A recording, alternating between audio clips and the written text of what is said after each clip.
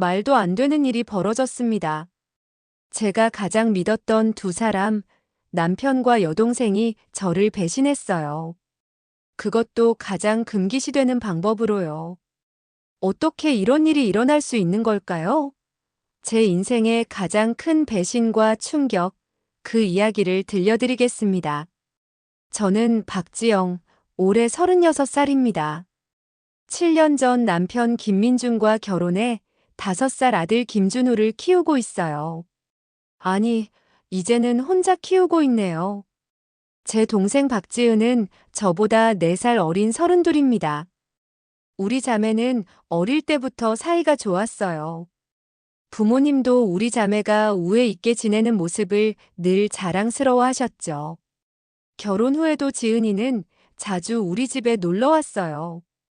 독신이었던 지은이는 주말이면 종종 우리 집에 와서 준우와 놀아주고 저와 함께 수다를 떨곤 했습니다. 처음에는 지은이와 민준이가 서로 어색해했지만 시간이 지나면서 그들도 편해졌어요. 오히려 너무 친해져서 가끔은 저보다 더 많은 대화를 나누는 것 같았습니다. 언니, 형부랑 나랑 취향이 비슷한 것 같아. 영화도 같은 거 좋아하고 음식 취향도 비슷하고. 지은이의 말에 저는 웃으며 고개를 끄덕였어요. 남편과 여동생이 잘 지내는 게 좋았으니까요. 많은 가정에서 처제와 시누이 관계가 어렵다고 하는데 우리는 달랐어요. 민준이는 제 부모님께도 잘하고 지은이와도 친하게 지냈습니다. 완벽한 사위였죠. 하지만 그 친밀함이 어느 순간부터 조금 이상하게 느껴지기 시작했어요.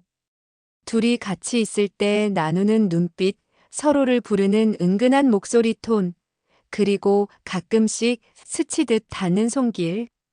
처음에는 제 과민한 상상이라고 생각했어요. 어떻게 남편과 처제가 그런 관계일 수 있겠어요? 말도 안 되는 일이니까요. 민준아, 지은이랑 너 요즘 참 친하더라. 어느 날 저녁 무심코 던진 제 말에 민준은 살짝 당황하는 기색을 보였어요. 그냥 처제니까 잘해주는 거지. 뭐 특별한 건 없어. 그의 대답은 평범했지만 목소리에 묻어나는 미묘한 떨림이 제 마음을 불편하게 했습니다. 하지만 그때까지만 해도 저는 제 직감을 무시했어요. 그건 너무 끔찍한 상상이었으니까요. 2022년 가을 모든 것이 변하기 시작했습니다.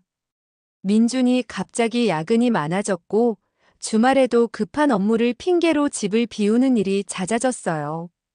동시에 지은이도 우리 집에 오는 횟수가 줄었습니다. 전화하면 바빠서라는 짧은 대답만 돌아왔죠. 어느 토요일 오후 민주는 또다시 회사 일을 핑계로 외출했습니다. 그날따라 왠지 불안한 마음이 들어 민준의 회사에 전화해봤어요. 하지만 주말이라 아무도 없었고 민준의 휴대폰은 꺼져 있었습니다. 불안한 마음에 민준의 옷장을 정리하다가 지난주에 입었던 셔츠 컬러에서 옅은 분홍색 립스틱 자국을 발견했어요. 저는 그런 색상의 립스틱을 바르지 않았습니다. 심장이 빠르게 뛰기 시작했어요. 그동안 감춰왔던 의심이 한꺼번에 수면 위로 떠올랐습니다. 그날 밤 민준이 샤워하는 동안 저는 용기를 내어 그의 휴대폰을 확인했어요. 비밀번호는 우리 결혼기념일이었습니다. 문자 메시지부터 확인했지만 특별한 것은 없었어요. 그 다음 카카오톡을 열어봤습니다. 역시 특별한 대화는 보이지 않았어요. 하지만 무언가 이상했습니다. 지은이와의 대화가 거의 없었거든요. 자매인 저희는 매일같이 카톡을 주고받았는데 남편과 처제가 그렇게 친하다면 메시지도 많아야 하지 않을까요? 직감적으로 뭔가가 삭제되었다는 느낌이 들었어요. 갤러리를 열어봤습니다. 최근 사진들 중에 지은이가 나온 사진이 여러 장 있었어요. 하지만 그건 가족 모임 때 찍은 것들이라 특별하지 않았습니다. 그런데 휴지통 폴더에 들어가 보니 최근에 삭제된 사진들이 있었어요. 그리고 거기서 충격적인 사진 한 장을 발견했습니다. 민준과 지은이가 함께 찍은 셀카였는데 둘 다 침대에 누워있는 모습이었어요. 민준은 상의를 입지 않았고 지은이는 어깨가 드러난 모습이었습니다. 두 사람의 얼굴은 행복해 보였어요. 너무 행복해 보여서 제 가슴이 찢어지는 것 같았습니다. 손이 떨려 휴대폰을 거의 떨어뜨릴 뻔했어요. 그 순간 샤워실 문이 열리는 소리가 들렸고 급히 휴대폰을 제자리에 놓았습니다. 그날 밤 민준의 곁에 누워 저는 눈물을 참으며 천장만 바라봤어요. 설마 남편과 여동생이. 아니야, 그럴 리가 없어. 분명 다른 설명이 있을 거야. 다음 날 저는 아무 일도 없었던 것처럼 행동했습니다. 아들 준우를 어린이집에 데려다 주고 평소처럼 집안일을 했어요. 하지만 마음은 이미 산산조각 났습니다. 증거가 필요했어요. 확실한 증거를 잡기 전에는 이 끔찍한 의심을 확신할 수 없었으니까요. 일주일 동안 민준의 행동을 주시했습니다. 그는 여전히 늦게 들어왔고 피곤하다며 대화를 피했어요. 지은이는 갑자기 바빠져서 연락도 뜸해졌습니다. 모든 정황이 제 의심을 확신으로 바꿔가고 있었지만 여전히 직접적인 증거는 없었어요. 그러던 어느 날 오후 민준이 또다시 중요한 미팅을 핑계로 나갔을 때 저는 결심했습니다. 민준을 미행하기로 한 거예요. 아이는 이웃에게 잠시 맡기고 택시를 타고 민준의 차를 따라갔습니다. 예상대로 민준은 회사 방향이 아닌 강남의 한 호텔로 향했어요. 심장이 미친 듯이 뛰었지만 끝까지 확인해야 했습니다. 호텔 로비에서 멀찍이 지켜보니 민준은 누군가를 기다리는 듯 했어요. 그리고 10분 후 제 여동생 지은이가 나타났습니다. 두 사람은 아무렇지도 않게 서로 포옹했고 함께 엘리베이터를 탔어요. 모든 것이 명확해졌습니다. 이건 단순한 의심이 아니었어요. 현실이었습니다. 남편과 여동생이 불륜 관계였던 거예요. 그 자리에 주저앉아 울고 싶었지만 끝까지 확인해야 했습니다. 3시간을 로비에서 기다렸어요. 그리고 마침내 두 사람이 함께 나타났을 때 저는 그들 앞에 나섰습니다. 민준아, 지은아. 제 목소리를 들은 두 사람의 얼굴이 창백해졌어요. 지은이는 그 자리에서 굳어버렸고 민준은 당황한 기색이 역력했습니다. 지영아, 이건 그만해. 더 이상 변명하지 마. 다 봤어. 로비에 있던 사람들이 우리를 쳐다보기 시작했어요. 민준은 당황한 듯 주변을 둘러보더니 작은 목소리로 말했습니다. 여기서 이러지 말고 집에 가서 얘기하자. 무슨 얘기가 더 필요해? 내 남편과 내 동생이 호텔에서 나오는 걸 봤는데. 지은이가 마침내 입을 열었어요. 그녀의 눈에는 후회보다는 당혹감이 더 컸습니다. 언니, 미안해. 우리가 설명할게. 설명? 뭘 어떻게 설명해? 이런 배신을? 그날 저녁 우리 셋은 결국 집에서 마주 앉았습니다. 준우는 친정에 맡겨두고 모든 것을 정리하기로 했어요. 민준과 지은이는 처음에는 변명하려 했지만 제가 증거를 보여주자 더 이상 부정할 수 없었습니다. 언제부터였어? 작년. 언니 생일 파티 때부터. 1년이나 계속된 일이었다니. 제 생일 파티에서 시작된 배신이라니. 너무 아이러니했습니다. 어떻게 이럴 수 있어? 너희 둘 다.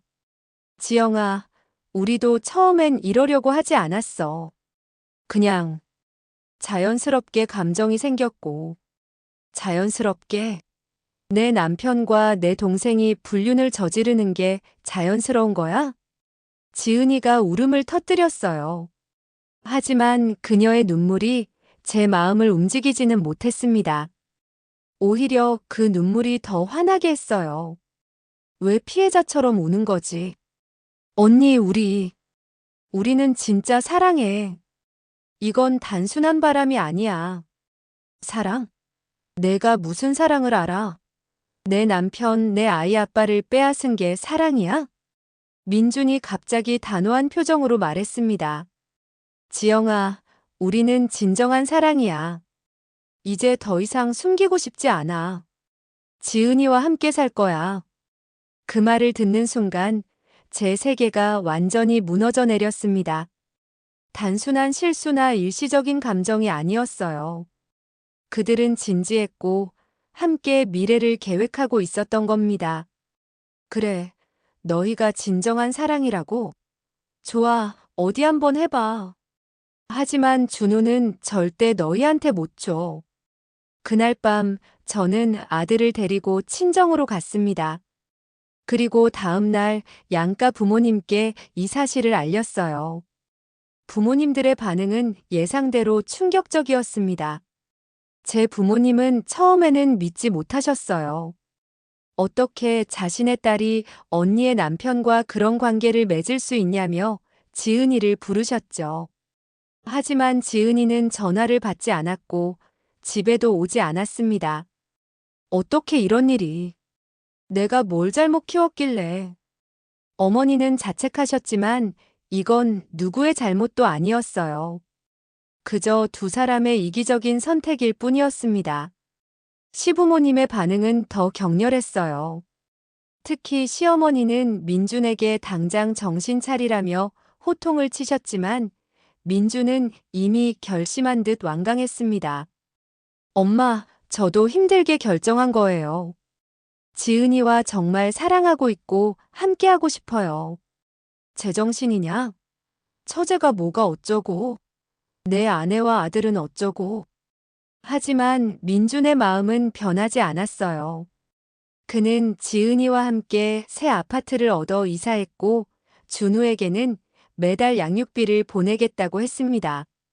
마치 그것으로 모든 책임을 다하는 것처럼요.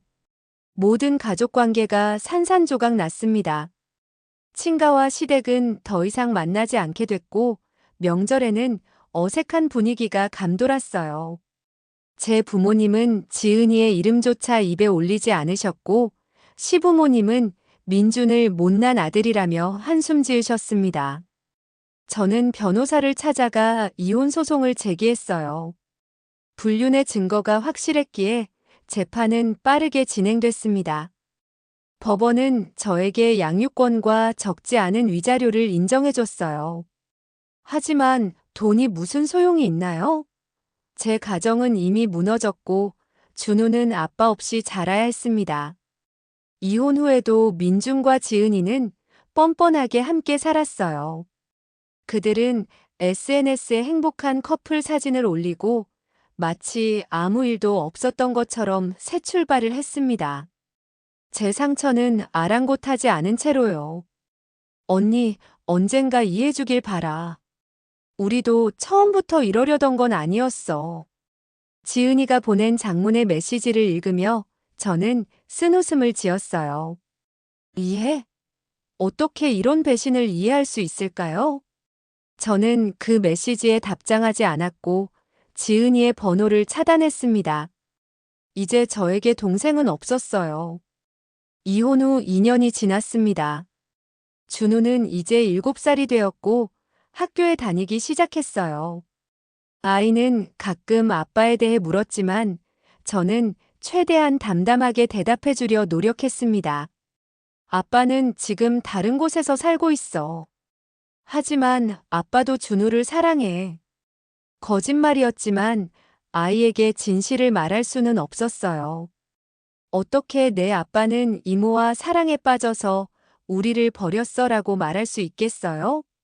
민주는 한 달에 한 번 준우를 만나러 왔습니다. 그때마다 저는 집을 비우고 친구 집에 가거나 카페에서 시간을 보냈어요.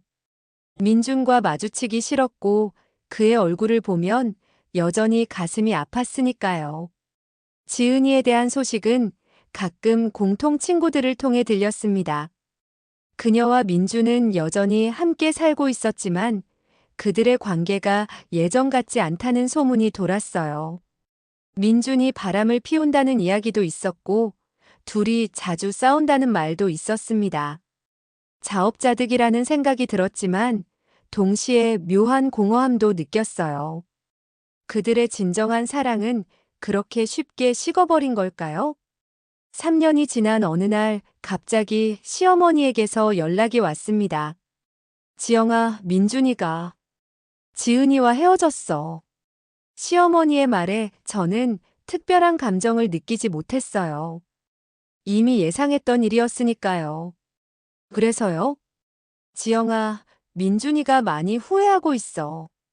너랑 준우한테 다시 돌아가고 싶대. 그 말을 듣는 순간 갑자기 웃음이 나왔습니다. 3년 전 저를 버리고 간 남자가 이제 와서 돌아오고 싶다고요? 그것도 다른 여자와의 관계가 끝나고 나서? 어머니, 죄송하지만 그건 불가능해요. 저는 이미 민준 씨와의 관계를 완전히 정리했어요. 시어머니는 한동안 말없이 전화기 너머로 흐느끼셨어요. 저도 마음이 아팠지만 다시 민준을 받아들일 수는 없었습니다. 그것은 제 자존심을 다시 한번 짓밟는 일이 될 테니까요. 며칠 후 민준에게서 직접 연락이 왔습니다. 메시지였어요. 지영아, 한 번만 만나서 얘기할 수 있을까? 정말 미안해. 모든 게 내 잘못이야. 저는 한참을 고민하다가 답장을 보냈습니다. 준우 때문에 한 번만 만나겠어요. 하지만 우리 사이는 이미 끝났어요. 카페에서 민준을 만났을 때 그는 많이 변해 있었어요. 예전에 자신감 넘치던 모습은 온데간데 없고 초췌한 얼굴로 저를 바라봤습니다. 지영아, 정말 미안해. 내가 너무 어리석었어. 민준 씨 사과는 받아들일게요. 하지만 우리 관계는 돌이킬 수 없어요. 민준은 고개를 떨구며 한숨을 쉬었습니다. 알아. 그래도 준우에게는 좋은 아빠가 되고 싶어. 더 자주 만나도 될까? 아이를 위해 저는 동의했어요. 준우에게는 아빠가 필요했으니까요. 민준과 헤어진 후 그에 대한 이야기를 더 들었습니다. 지은이와는 성격 차이로 크게 다투다 결국 헤어졌다고 해요. 그리고 가장 충격적인 소식은 지은이가 얼마 전 다른 남자와 약혼했다는 것이었습니다. 지은이가 결혼한다고? 응, 회사 동료랑. 벌써 결혼식 준비 중이래. 그 말을 듣는 순간 복잡한 감정이 밀려왔어요. 분노, 허탈함, 그리고 묘한 해방감까지. 지은이는 결국 진정한 사랑을 버리고 새 사람을 만난 거군요. 민준과의 관계는 그저 일시적인 감정이었을 뿐인가 봅니다. 몇 주 후 지은이에게서 생각지도 못한 편지가 왔어요. 결혼 소식을 알리는 청첩장과 함께였습니다. 언니 용서를 바라지는 않아. 그래도 내 결혼식에 와준다면 정말 고맙겠어. 지난 일에 대해 정말 미안해. 어리석었고 이기적이었어. 이제야 내가 얼마나 큰 잘못을 했는지 알게 됐어. 청첩장을 보며 한참을 생각했어요. 과연 용서할 수 있을까? 3년 전의 상처는 여전히 아팠지만 이제는 그 아픔이 예전같이 날카롭지는 않았습니다. 시간이 흐르면서 조금씩 무뎌진 걸까요? 결국 저는 지은이의 결혼식에 가지 않기로 했어요. 아직은 그녀를 마주할 준비가 되지 않았으니까요. 대신 짧은 메시지를 보냈습니다. 행복하길 바라. 하지만 나는 아직 너를 만날 준비가 되지 않았어. 그로부터 1년이 더 지난 지금 저는 새로운 인생을 살고 있습니다. 새 직장에서 일하며 준우와 함께 작은 아파트에서 살고 있어요. 민주는 정기적으로 준우를 만나고 아이를 위해 우리는 최소한의 예의를 지키며 지내고 있습니다. 지은이는 가끔 부모님을 통해 안부를 전해옵니다. 그녀는 지금 임신 중이라고 해요. 새 가정을 꾸리고 있는 거죠. 시간이 더 지나면 언젠가는 그녀를 용서할 수 있을까요? 아직은 모르겠습니다. 하지만 적어도 이제는 그 생각을 해도 예전처럼 가슴이 찢어지지는 않아요. 오늘 준우의 9번째 생일 파티에 민준이 왔습니다. 함께 사진을 찍고 케이크를 자르고 마치 평범한 가족처럼 시간을 보냈어요. 물론 우리는 더 이상 가족이 아니지만 준우를 위해 우리는 서로를 존중하며 지내기로 했습니다. 파티가 끝나고 민준이 떠나기 전 그가 조용히 말했어요. 지영아, 내가 준우를 정말 잘 키우고 있어. 고마워. 간단한 말이었지만 왠지 마음이 따뜻해졌습니다. 미움과 원망은 여전히 있지만 이제는 그것들이 제 삶을 지배하지 않아요. 저는 앞으로 나아가고 있습니다. 지은이에 대해서는 글쎄요, 언젠가는 다시 만날 날이 올지도 모르겠습니다. 부모님이 연로해지시면 우리는 결국 같은 자리에 있게 될 테니까요.